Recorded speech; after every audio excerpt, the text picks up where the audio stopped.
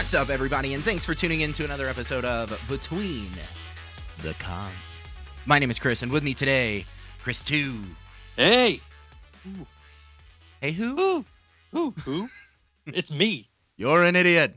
It's me. I'm here. Yes, you are. That's why I said it. Yeah.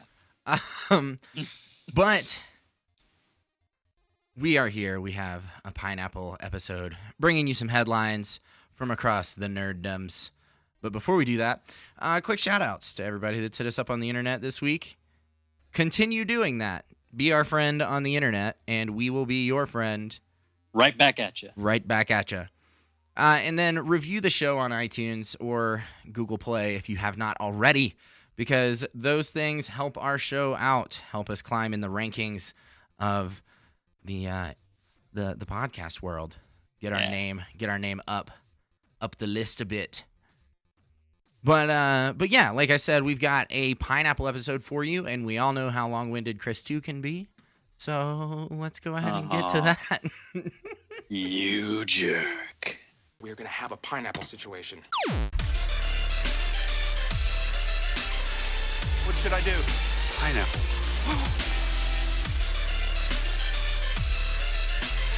The word that cannot be spoken. Pineapple. Just want to say pineapple. If Pineapples are fun. My dad used to throw them at me. Pineapple. Seriously? Wow. Okay, so in Pineapple, we talk about a bunch of different things, but really there's one main thing that we want to talk about today, because it came out, I think right after the last right after the podcast last show. Yeah. Yeah, right after the last show. Or the recording, right after the recording of the last show. There it is, yeah. So, yeah, it came out last Wednesday, and that was the Avengers Infinity War trailer. Yeah. Oh, man. Yeah. That was, just to let you guys know, as soon as that dropped, all of the co-hosts from Between the Cons were on our message board. And I was on a conference call, and my phone was just blowing up. It sounded like a Vespa trying to go up a hill, is what it was like. A very nerdy Vespa. Yeah. Oh my god! Oh my god! Thanos! No doubt. Spidey. Just the whole time, just Spidey sense. Finally. When was the last time we got a Spidey sense?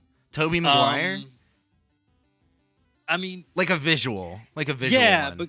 because to be perfectly honest, I haven't watched the Amazing Spider-Man movies since I saw them in theaters. So yeah, it's been a while for me as well. If they were in there, I do not remember. The last time nothing. The last time I can remember them drawing attention through filmmaking to the Spidey sense was with Tobey Maguire. Right. So yeah. But they made an intentional move to leave it out of Spider-Man: Homecoming. Right. He was his powers are still developing. He was still a young kid figuring out his powers, and things were happening there. But yeah, and they made a point in this trailer to draw your attention. The camera was right on his arm doing the hair standing on end kind of thing. Yeah. And it was cool because pimples. Yeah, and it was cool because it was a really understated way of showing something that we all recognize right away anyway. Immediately. Every nerd immediately went, Spidey sense! Yeah. And then right after that we get to see him in his new Spidey suit. The one, Ultimate Spider-Man. The one from the end of Spider-Man Homecoming. Yeah. Yeah, we know that by now most of you, if not all of you, have already seen this trailer. So this is more just our thoughts. Oh yeah. This is more us just wanting to nerd out about it. Oh man. Yeah, and first probably one of the things I loved, and it's a thing that now every single time I watch the trailer, I still go back. It gives me chills every time I listen to it. Is that they do that voiceover monologue that was initially the Nick Fury monologue about at the intro. Started. Yeah, but then it's going between all the team members saying, which is super cool. Oh, it's just so nice, so elegant, it's so nice. Yeah, so it's great, and then immediately it's followed by Thanos's very foreboding, ominous, really just pretty much laying it out there of you guys are a bunch of superheroes and you're used to winning, and now you're not going to, and really just kind of laying laying that all out there. That was the quote itself is very chilling. yeah. Like when you think about it, like there's so much going on in the trailer. Like it's such a build up moment that you're almost lost in the anticipation of what you're about to see. Right. That the quote kind of dies down. But the quote is, "In time, you will know what it's like to lose, to feel so desperately that you're right, yet to fail all the same."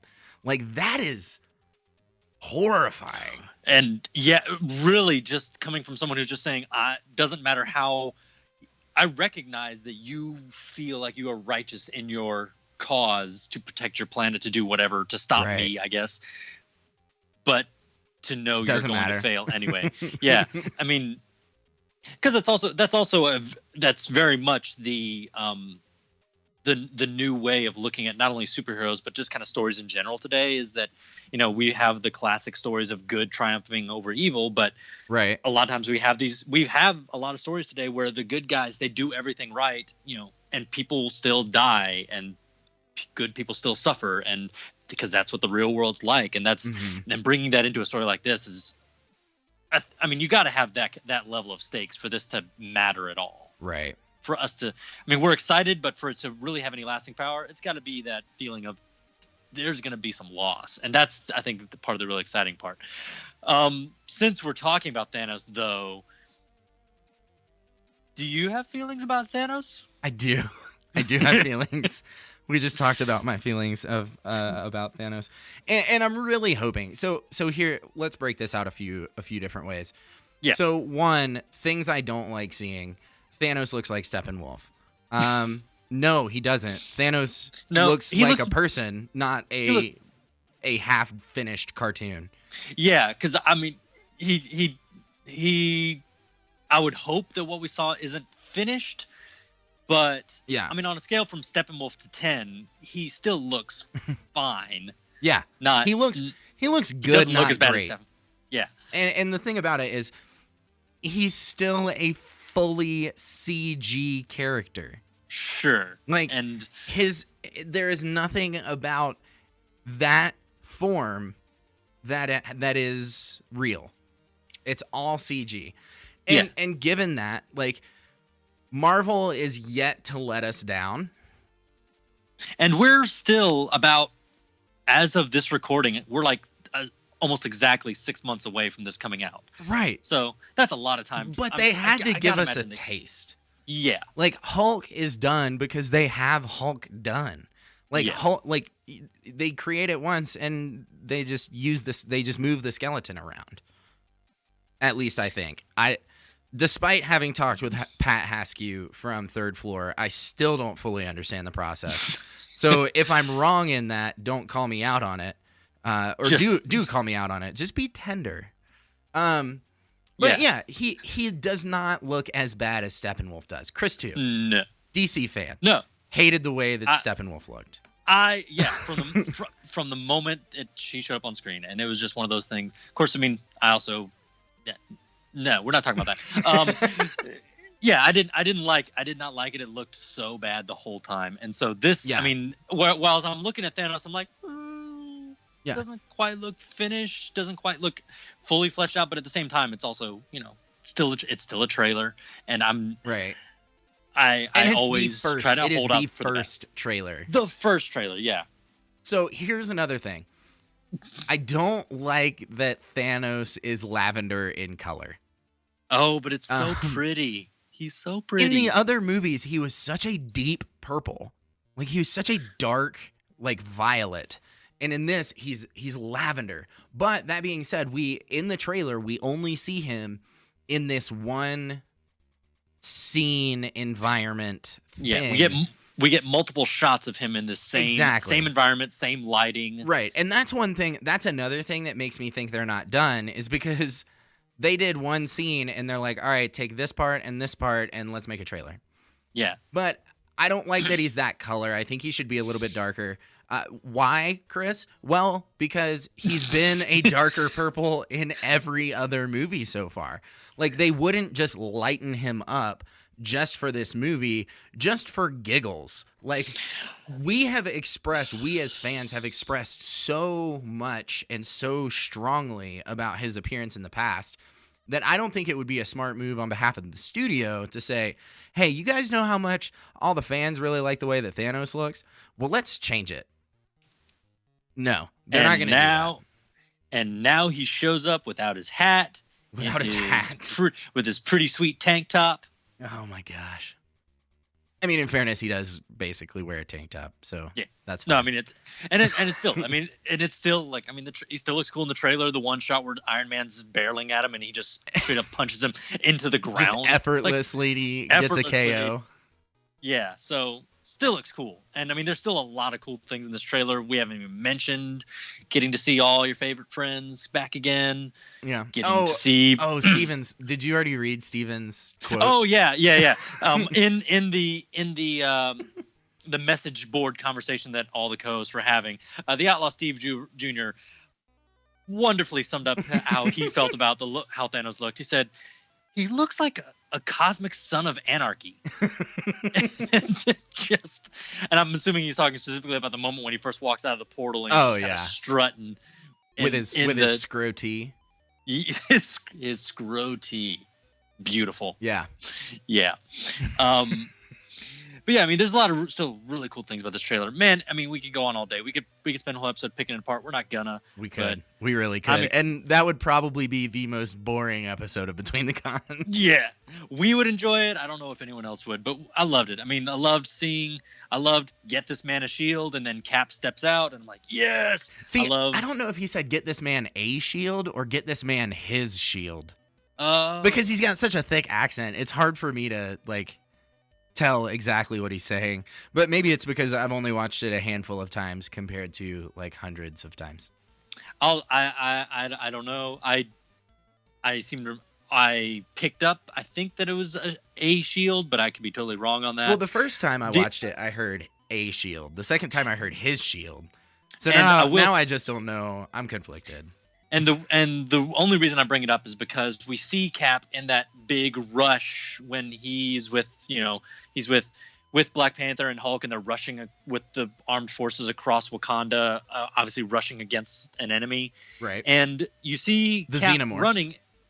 Yeah, the Xenomorphs. Yeah. And you see Cap running, and he does not have a shield on his back. He's not carrying it. And I gotta really wonder why he wouldn't have one. And I did notice that he's wearing very large gauntlets on his arms. Yes. Like these bracers. And so part of me is wondering, is he gonna get the energy shield? The energy Cap shield? That could not happen at all. And they can have a reason why he doesn't have it. But I really hope it does. Because if anybody has that technology, it's Wakanda. And I want it. Also loved seeing mustachioed Star-Lord because it just made me laugh. I mean, he just looks like he's some dude straight out of the 80s, and it just makes me laugh. It's so good. Yeah. And of course, the final big question going in. I mean, we see a lot of stuff. We see Thanos starting to put the stones into his gauntlet, which is awesome. Yeah, he which puts also in two of the 5, I think. Yeah, something like that. He already has like 2 or 3, or maybe he has 2 of them and he puts one in. Yeah. And then, of course, the big question comes up, where is the Soul Stone going to come in to this? Is it going to be in this movie? Is it going to be at the very end? Is that going to be the cliffhanger? It'll be something that either happens at the very end of this movie, like a post-credits kind of end of this movie, or one of the movies before Part 2 comes out. Yeah. But it will definitely happen before Part 2. Whether or not it happens in this movie is up in the air. Yeah. So, I think that's a good place for us to stop talking about this because it's really cool and really exciting. And of course, you guys know we will be here to talk about every single piece that comes out about it. Will. So stick with us for the next several months because we're always going to be coming back and talking about this. Pineapple. Yep. So Spider-Man Homecoming, the suits, 2 of them that Tom Holland wore in the movie are going to fans. One of them is going to be given away via sweepstakes, and the other one is being sold at auction. It's super cool. The one that's being sold at auction. The bidding begins way out of my range at $20,000. Begins at $20,000. But 90% of the proceeds are going to go to Toys for Tots, which is super awesome. Yeah. If you don't know what Toys for Tots is, it's a charity that, it's pretty self-explanatory. It provides toys for underprivileged children during the holidays, and it's really, really neat. The bidding is open currently, and it runs through December 18th. I'm going to see if I can look it up to see how much it currently is. Spider-Man Homecoming Suit Auction. But it runs through December 18th, which is super neat. If you are sitting on bukus of cash money, just go knock yourself out. Try your hand at this bid. You can find it at spiderman.screenbid.com. It is currently at $20,000 right now. Only one bid, which is crazy. Next available bid is $21,000, and like I said, runs through December 18th. So go check it out if that's a thing you can do. So what? So all of our 1%er listeners. Yeah, all 0.4 of you statistically. Yeah. Go help out a good cause. No, we've got and buy yourself a Spidey suit. 1%. I am so bad at math. Good grief. We've got 14 of you. There you go. I am so bad at math without a calculator. Anyways, we have 14 of you. So if any of you are interested, statistically speaking, go do it. Spiderman.screenbid.com. Get your auction on. Pineapple. And dress up like Spider-Man anytime you want. Yes. Pineapple. Yes. So Black Mirror is a super dope show on Netflix. And it's I started listening to dark show on Netflix. It is super dark. And as a matter of fact, I started listening to the show because of this podcast before I was a co-host on here. Way back, Chris, I believe you were the one that mentioned the first season. Uh-huh. And I was like, oh, that sounds really cool. I'm going to check it out. And I watched it. I loved it. And then right after that, season 2 came out and I watched it and loved it. But no one else was really talking about it. And then season 3 came out and it blew up. And now everybody's talking about it because it's really good and deserves the attention. And season 4 is on its way. We don't know when because Netflix is being super cagey and they're not giving us a release date. But they have been doing the 13 Days of Black Mirror. It started at the end of November, and it runs actually through the day after we're finished recording this. So really the day before this episode goes up. Oh, Wednesday, December 6th. Another lesson in space-time continuum and how the podcasts work. So the answer to all of our questions may have already been answered by the time this episode goes up, but just know right now we're in the dark. Chris, time out. Did you listen to Dane's episode last week? The pineapple episode? No, I haven't caught up on it. So we were talking about the Avengers Infinity War trailer because it was Tuesday and the teaser trailer had come out. And the official trailer was coming out on Wednesday, but since we were releasing on Thursday, it was more of like a PSA, like go watch it. But it was fun because I got to do what I'm about to do. So what you're saying is Black Mirror Season 4 could potentially release tomorrow, which is yesterday for our listeners, because it's Tuesday, but our listeners are Thursday. And the potential release date is yesterday. Yes, potentially. Isn't it confusing, Chris? My brain. So yeah, I mean, the 13 days of Black Mirror are supposed to end Wednesday, December 6th, which is yesterday for you listeners. It could just be that's the day they're giving us gave us. Oh God, this is awful. The release date. It could be they surprised us with all the episodes, and everything I'm saying here is pointless. But in the event that they did not give us those episodes, you can go and actually watch an individual trailer for each episode. They've released the 6 episode titles titled Archangel, USS Callister, Crocodile, Hang the DJ, Metalhead, and Black Museum. And you can watch the individual trailers for all of these, and they're all really cool. They're all really different. And I think Archangel's the one that creeped me out the most, just because it's like helicopter parenting gone amok, where they put an implant in a little girl's brain, I guess, so they can control her so she doesn't like run off from her parents or whatever, or get lost. But of course it shows this little kid being creepy and kind of like drawing creepy things and staring at her mom creepily. So it's going to be it looks like it might be a creepy kid, and creepy kids are always unsettling to me. So yeah.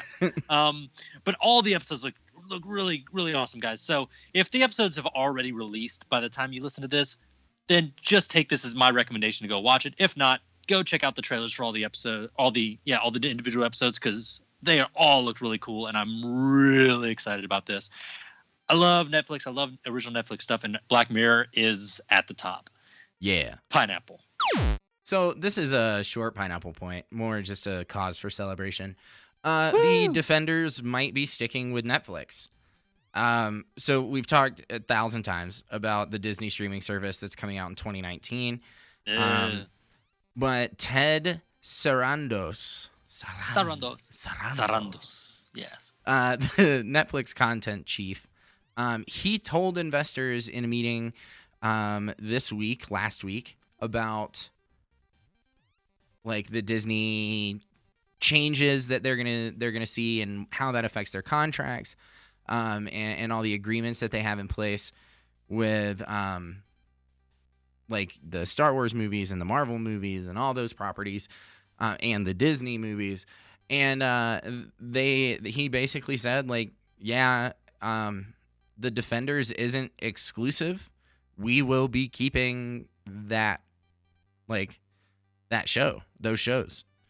So that's super dope, because that was one of my biggest concerns with the Disney streaming service, was losing. I don't want to have to pay to watch the MNU shows. Exactly. And it's a big deal for me. I really love those shows, even though I'm more behind than I would like to be.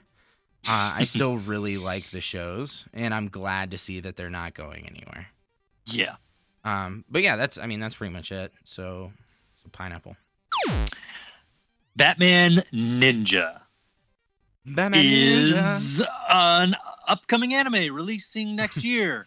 And Steven just commented on 30 minutes ago. Just commented on that post as we posted the trailer on our Facebook page. You posted the trailer on our Facebook page. Steven commented on it and said, "Batmanime." Batmanime. Yeah, Warner Brothers, they have their awesome animation, and I keep on talking about them because I love them. The synopsis is, quote, Batman Ninja is the story of how Batman, the Bat family, and a number of Gotham's criminals are transported through time and space back to medieval Japan, where they become embroiled in a local power struggle. Cool. Director Junpei Mizuzaki has described Batman Ninja as a film meant to show the world how Japan sees Batman, and not about how Batman and Bruce Wayne sees Japan. And it looks really cool, guys. Go to our Facebook. Go to our Facebook page. Yeah, go check it out. It looks really neat. Or on Twitter. I don't love that kind of stuff. And when I say that kind of stuff, I mean a lot of anime. But this looks really dope. I don't watch a ton of anime, but I've watched some, and I enjoy the stuff that I've enjoyed. But this, it looks really cool. Just throwing out these names for those of you that may be lovers of anime. The character design is by Takashi Okazaki, who did Afro Samurai. The screenplay, which is a good one. It is, and also very. As soon as I saw that, I was like, oh, I see that in this design. The screenplay is Kazuki Nakashima, who did Kill la Kill, and the animation is by Kamikaze Duga, who did JoJo's Bizarre Adventure. And go check out the trailer. Do it. We're getting some pretty cool Elseworld stuff in the world of animation from Warner Brothers next year. We're getting the Victorian era Batman with Gotham by Gaslight, and now we're getting this feudal Japanese Batman ninja one. I love the DC Elseworld stories. Oh, I should say I love the good DC Elseworld stories, and I love all the Elseworld stories. I also love what DC does on animated film.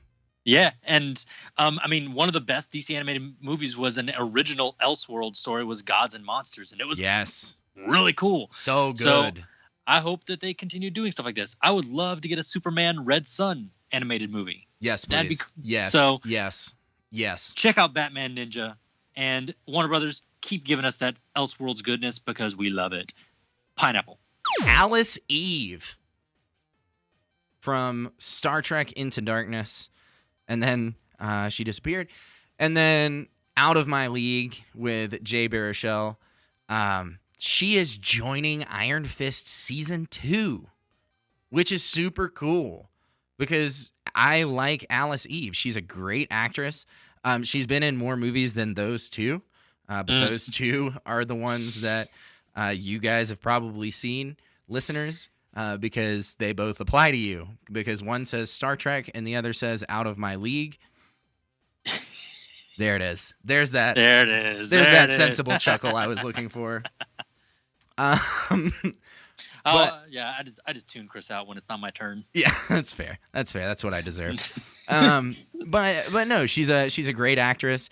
And she's joining season 2 of Iron Fist. Finally getting some good talent in that series. Oh, mic drop. But her role is still unknown, so that kind of sucks. But there was a really interesting quote that I read about her coming on board. It says, her exceptional talent brings an intrigue and danger to her character unlike anyone else. Now, I could run with that in 1,000 different directions, but I'm not going to. But I think it's really interesting that it says brings an intrigue and danger to her character. It makes me think potentially she'll be our villain for season 2. Just the intrigue and danger, combination.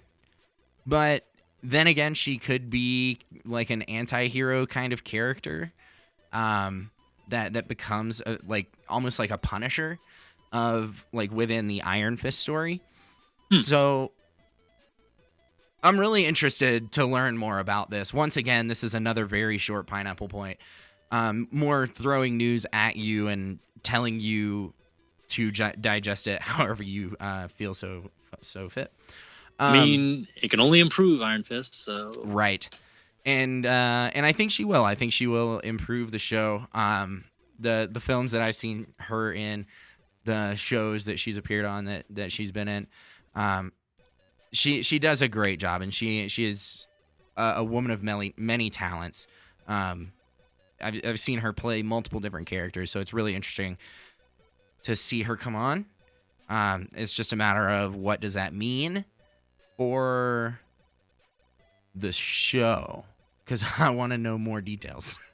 Because I want to start to speculate how the season is going to go, because that's what we do between the cons. It's pretty much all we do. Just wild speculation. Yeah. Yeah. But interesting little tidbit. Alice Eve joining Iron Fist Season 2. Pineapple.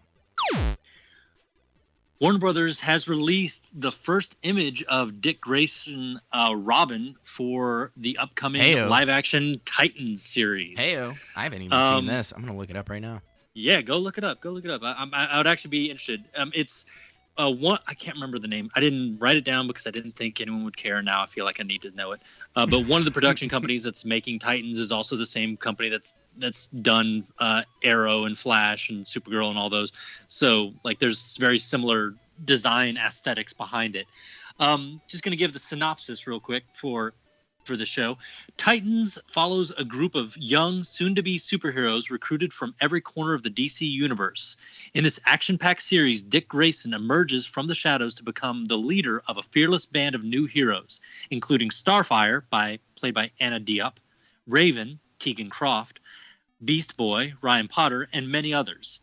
Titans is a dramatic live-action adventure series that will explore and celebrate one of the most popular comic book teams ever. And they've also released that the cast is also going to include Hawk, played by Alan Ritchson, who played Aquaman in Smallville, and Dove, played by Minka Kelly. I don't love the R, but I do like the look.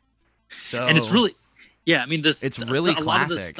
Yeah, they did really go kind of a more of a classic look, and it's a little hard to see because they did the smoke and the shadow, which has kind of got the brooding quality Right. that a lot of the Arrow stuff had. Yeah. He He kind of looks like too much of a pretty boy to be brooding. Which, yeah, I'm not. I mean, it's only one photo. It's super staged because it's just a character reveal. So I'm not taking any. I'm not trying to make any kind of judgments on my thoughts of it beyond just like, okay, I see that they went a more classic style. That's cool. Yeah. I love Dick Grayson. He's my favorite Robin.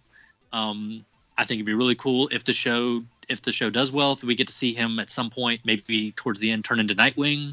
It'll be really interesting if they do go classic. It'll be really interesting to see what they do with Starfire and Beast Boy. Yes, it will. Because they are green and orange. I mean, oh man, I'm really excited to see what they do with Raven. Raven is a really cool character, and just seeing what they might do with that, because the style that I'm used to is the style from the animated series, and Right. a lot of the choices that you make visually with these characters really works in animation. It'll be interesting to see how it works in live action. Of course, the notable missing team member is Cyborg, but that's because I'm assuming that's because Cyborg is in the DC films, so maybe they weren't allowed to put him in the live action show. Yeah. I don't know.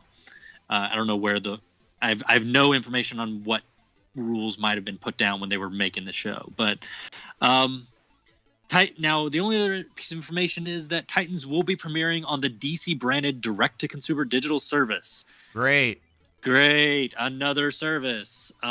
So while I'm looking forward to this Titan show, it's more like, man, Another one. another. Great. I just don't think these production companies understand how much we hate that. how much we hate it, and also, like, I don't know, it's like they're breeding artificial competition that doesn't really benefit anybody.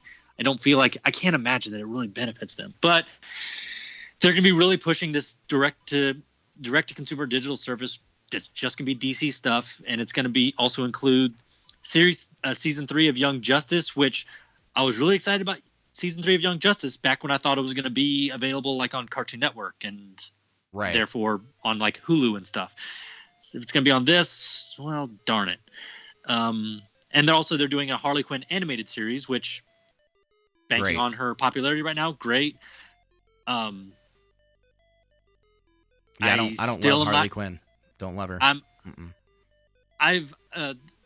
There are some Harley Quinn stories that I really like, and I think she's a really interesting character when done well, but she's so easily misunderstood by so many writers who misunderstand her point and the role that she serves in the greater stories, especially with Joker. They glamorize it way too much. They make it just so twisted and messed up. I don't agree with it. But and ultimately, the big thing that I'm not happy about is the fact that I'm not crazy about this digital service. So whatever that might mean for us, I'm not saying you should go bootleg it, but I'm also not saying that. We're not against it either. Well, because I'm not your parent. Do what you want. Yeah. Pineapple. I'm not your parent. House of Cards will resume production in early 2018. A little surprising. It will. I didn't think it was going to happen. Yeah. Here's the kicker, though. Kevin Spacey is being written out. Unsurprising. Robin Wright will be the sole lead role, and it will only be 8 episodes. So Netflix, basically, with everything that went on a month ago, where Kevin Spacey was accused and then basically admitted. Admitted while also saying, I don't remember doing that, but I probably did. Admitted to sexual advances to Anthony Rapp of Rent and Star Trek Discovery fame. Specifically when he was underage. Yeah, specifically when he was underage. But also since then, 8 other House of Cards employees have come forward with accusations, which have not been admitted to, which is a totally different story. But regardless, Kevin Spacey is being written out of House of Cards. The season will only be 8 episodes because Netflix, when Anthony Rapp came out about it, Netflix said, all right, Kevin, we're no longer working with you. We're going to halt production on House of Cards because Frank Underwood is House of Cards. House of Cards is Frank Underwood. So now they have been working on rewriting the entire season, condensing it down to 8 episodes and making it revolve around Robin Wright. And they are, in fact, writing Kevin Spacey out. What that looks like, I don't know yet. We don't know yet. But they will find a way to part ways with Frank Underwood as well in the series. Just no news on how they're going to go about that. And honestly, I would not be surprised if they left that under wraps until the series actually premieres. No doubt. Which likely, potentially could happen in late 2018. More likely would be early to mid 2019 for the release of the final season of House of Cards. Yeah. But yeah, pineapple. All right, my last pineapple is just more of a. It's such a tiny one, and it's also very very vague right now. So it's just super vague. My response to this is just what? Say what? Yeah, Quentin Tarantino and J.J. Abrams may team up for a Star Trek movie. Say what? Yeah. As reported by Deadline, Tarantino has pitched a quote, great idea for a new Star Trek film, and Abrams and Paramount are already looking to develop it. The plan is to assemble a writer's room to work on turning it into a screenplay. Really good. Yeah. Well, I mean, I don't know. I don't remember the numbers on Star Trek Beyond. I feel like it did okay. Star Trek Beyond. Yeah, Star Trek Beyond. I feel like it did okay. I don't remember. Let's ask Box Office Mojo. You go check that out. Yeah. So, but yeah, the plan is to assemble a writer's room to work on turning it into a screenplay, because that's how a lot of ideas in Hollywood work. Is people don't always submit ideas fully formed. There's just here's the general plot structure, and then screenwriters work on actually turning it into a bankable film. But it's also possible that with Tarantino pitching this idea, he may direct it, which is just bonkers. I mean, J.J. Abrams would be involved because he's a producer on like all the Star Trek movies right now, but he's going to be busy directing Star Wars 9, because we now know that's happening. But so he would only be able to produce this, but I have no idea what a Tarantino Star Trek movie could even look like. I don't either. It's so confusing to me. I mean, and I love Tarantino movies. If you told me a Tarantino movie's coming out, I'm there. You don't even have to tell me what it's about. I'm in. But I have no idea. And the question being, I mean, would they actually do just another sequel to the current movies they've been doing, or would it be like a one-off kind of thing of him doing his own thing? Yeah.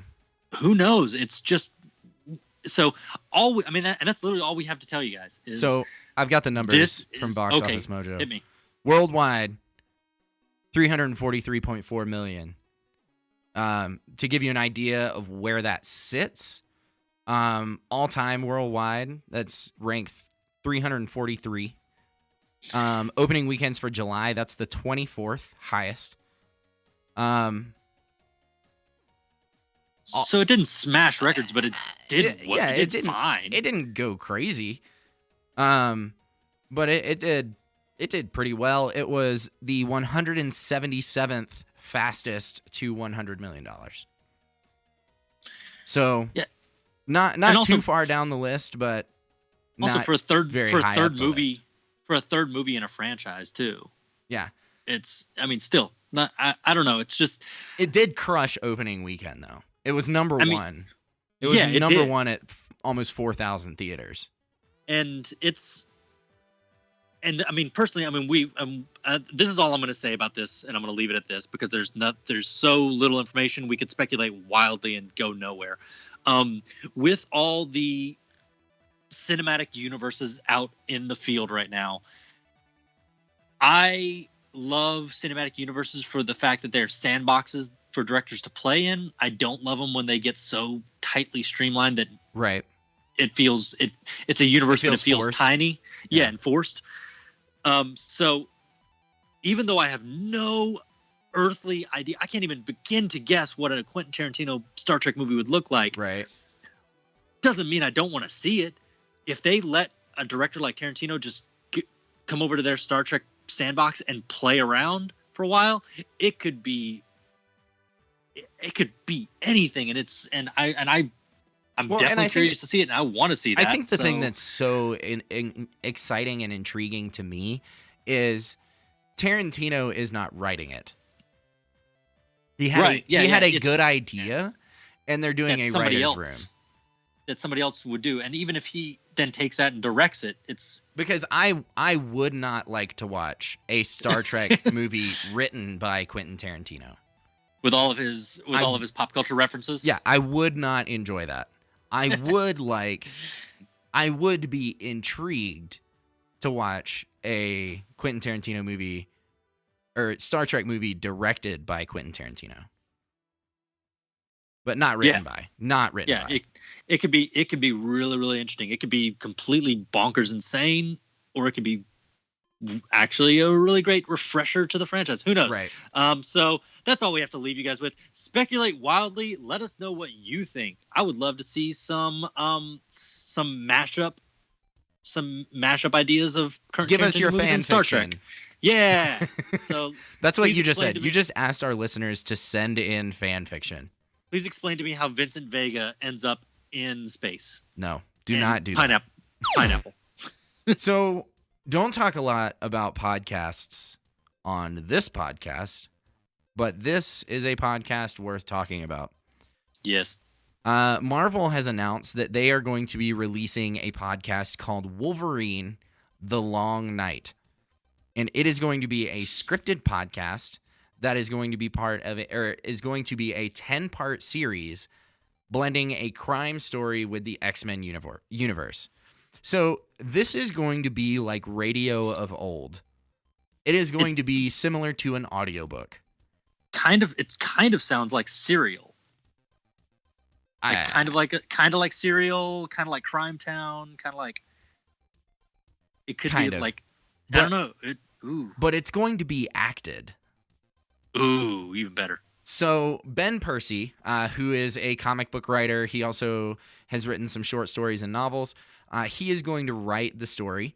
Richard Armitage, who was Thorin from The Hobbit, he is going to actually be voicing Logan. And the story, this is what's really cool. The story follows two agents as they investigate a murder that took place in Burns, Alaska, where Wolverine, Logan, is the chief suspect. Yes. Sign all of me this up. is great. Sign me up. I'm excited about that. But it's going to be a 10-part series, like I said. It's going to be debuting in spring 2018. Unfortunately, it's going to be debuting on Stitcher Premium. So it's going to be a paid service that you have to listen to this podcast. And then later, air quotes, because that's what the article said, with no definitive date, will be released on other podcast platforms. So you will be able to get it for free, probably around the same time as when your friends are listening to it, because who has Stitcher Premium? But yeah, I think it's going to be super dope. I cannot wait for this to happen. I love audiobooks. I love listening to podcasts. This sounds like a really, really interesting combination of the two, and it takes place in Marvel's X-Men universe, and I cannot wait for that to happen. Yes. Thoughts, Chris? Yeah, like I said, the first thing when you said when you said crime story, my initial thought was like Serial or Crime Town or something like that. Which this sounds like. I mean, from what it sounds like, it's going to be more. It is more audiobook with the acting, but it could still have that flavor, which would still sounds really cool. And it's going to be like an audio drama.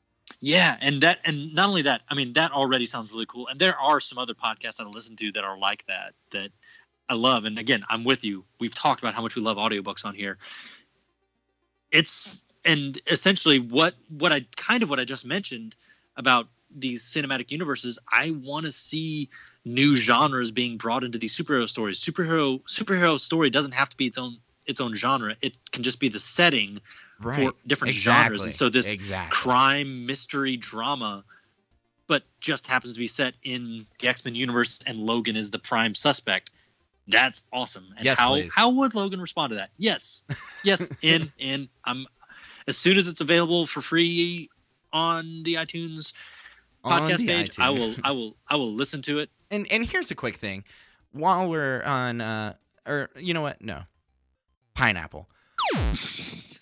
That's it for the show. Now, here's a quick thing before we head out. I know I talk a lot about Satchel on the podcast because that's a great way for you guys to support the show. But there's also this other podcast app that I want to talk about for a second because it's my podcast app of choice, and I think it's fantastic. If you have an iPhone, you have to have an iPhone. Unfortunately, sorry, Android people, it is iPhone specific. It's Apple only. It's called Overcast, and it is hands down the best app for podcast listening. It's a free app, but it has like a premium version. It has these two cool things. It has voice boost, so everything is louder and everything is normalized. So like if you've got one host that's a little bit louder than the other, it brings both of their volumes up somehow, which is crazy to me, and I don't understand it. But it also does this thing called Smart Speed. So when we're on the show and we're talking and we take a long pause, Overcast knows, hey, there's a pause coming up, and it bumps the speed of the playback a little bit to be able to play it more quickly and less awkward. And it is fantastic, and it saves time listening to podcasts. Yeah, because we record this with some notes, but it's mostly off the cuff. So we apologize for our awkward pauses. Yeah, and now you don't have to listen to them. Because you should have Overcast. Another thing about Overcast is you can make playlists, which is my favorite thing. Right now, we're coming up on the end of fantasy football season, so I've been listening to a lot of fantasy football podcasts. Chris just beat the socks off of Outlaw Steve Jr. Highest score in the league this week. I always win. I always win when the stakes aren't really high, and then I play against Kyle. And you're 10-2. You've lost 2 games. I know. You are both to Kyle. You are the number 1 in our league right now. But anyways, check out Overcast. It's a really sweet app. They're not even a sponsor. I just love their app so much that I wanted to talk to you about it. But anyways, while we're on our way out, also check out our website, betweenthecons.com, where you can sponsor the show, stream our episodes online, link out to social media. You can check out Afixa on Bandcamp. betweenthecons.com/bandcamp. He's the one where that makes all the dope dubstep we use on the show. And then finally, make sure you tune in on Monday, or make sure you tell your friends, your family, your wives, your husbands to tune in on Monday, because we're going to be back and we're going to have the Between the Cons holiday gift guide for you to let you know what to buy your nerdy loved ones, or your non-nerdy loved ones to buy you. So tune in on Monday. We'll be back. You guys have a great weekend. Bye-bye. Bye.